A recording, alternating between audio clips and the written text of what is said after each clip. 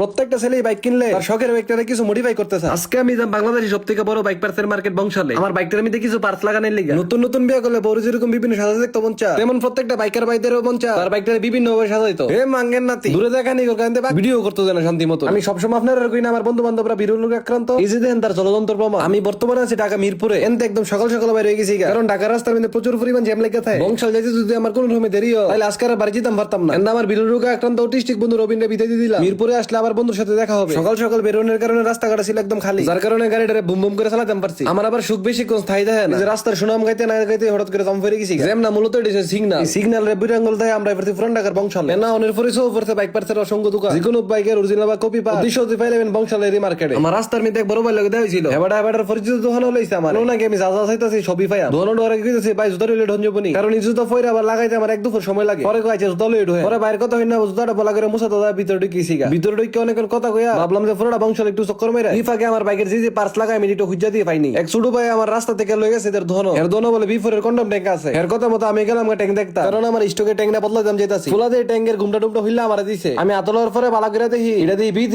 Condom tank. এখন আপনার এখন কেমন না লাগে? বিফোরের কথা কয় বি3 ট্যাঙ্ক ধরে দিছে। তো কন্ডম ট্যাঙ্ক না হলে আমি আরেক দনে গেছি গা বাইকের পিছনে ট্যালেট কিনে নিয়ে লিগা। বেটার ধনো জানার পরে দিয়ে আমার একটা ট্যালেট বাইক করে দিয়েছে। পরে চেক মেক করে দেখতাছি না সবকিছু ওকে। ও মা গো, এটা দিয়ে মোবাইলের মাধ্যমে আবার কালারও চেঞ্জ করুন যা। ট্যালেটটা কিনে গেছে গাড়ি আন্ডার বিলে কিনতা, কিনার আগে অবশ্যই হুইলা চেক করে দেখা দরকার। এই কারণে বেলিবেটের ঘুমটা টুমটা সরাই এটা হুইলা দেখতাছি। ঘুমটা হুইলা দেখলাম না ঠিক আছে। পরে মেকানিক ভাই গাড়ির সব পার্টস লাগানোর কাজ শুরু করে দিছে। প্রথমে লাগাই আন্ডার বিলে, এই কারণে গাড়ির নাট বল্টু খুলতাছে। ঠিক আমি সামনের স্টকের ইন্ডিকেটরটা চেঞ্জ কইরা লিচি ইন্ডিকেটর নাকি কি নাম এটা রিলে হইছে। মেকানিক ভাই দিয়ে সবকিছুর মাপ যোগ লইয়া খুবই দক্ষ দর্শক করে আন্ডার বিলেটা অ্যাডজাস্ট করতেছে। এদিকে আবার নতুন ইন্ডিকেটর টিকিটের ভিতরে ঢুকাইয়া হাস ফেস মাইরা কিটা লগে অ্যাডজাস্ট করে দিছে। বাইকের আন্ডার বিলে লাগানো শেষ, এখন হইছে টেল লাইট লাগানোর পালা। কিনার পর থেকে আমার ইচ্ছা ছিল লাইটটা লাগায়া জাগ অবশ্যই লাইট লাগাইতাম, ফেরাতে আমি মহা খুশি। এদিকে মেকানিক ভাই লাইটটা লাগানোর লিগা কাইনাটা এটা শুলে থেকে সামরা খুলতাছে। সামরা খোলা লগে লগে টাচ করে লাগাবে রইছে। এখন ট্রাই করে দিই মোবাইল দিয়ে কালার চেঞ্জ করতাম পারি কিনা। মোবাইল টিপ ধরে পরে দিই গাড়ি লাইটের কালারও চেঞ্জ হয়েছে গা। চারিটা টিপ দিতে হইলো আমার প্রাক্তন যত তাড়াতাড়ি রং বদলাইতে পারতো না, যত তাড়াতাড়ি লাইটের রং বদলাইতেছে। এনে কাস্টমাইজ কালার ধরনের অপশন আছে, আপনি চাইলে আপনার মন মতো যে কোনো কালার এটার মধ্যে দিতে পারবেন। এখন আমরা সামনের হস পাইপটা পিছনের ব্রেকের অয়েল পটটা চেঞ্জ করা। মানুষের থেকে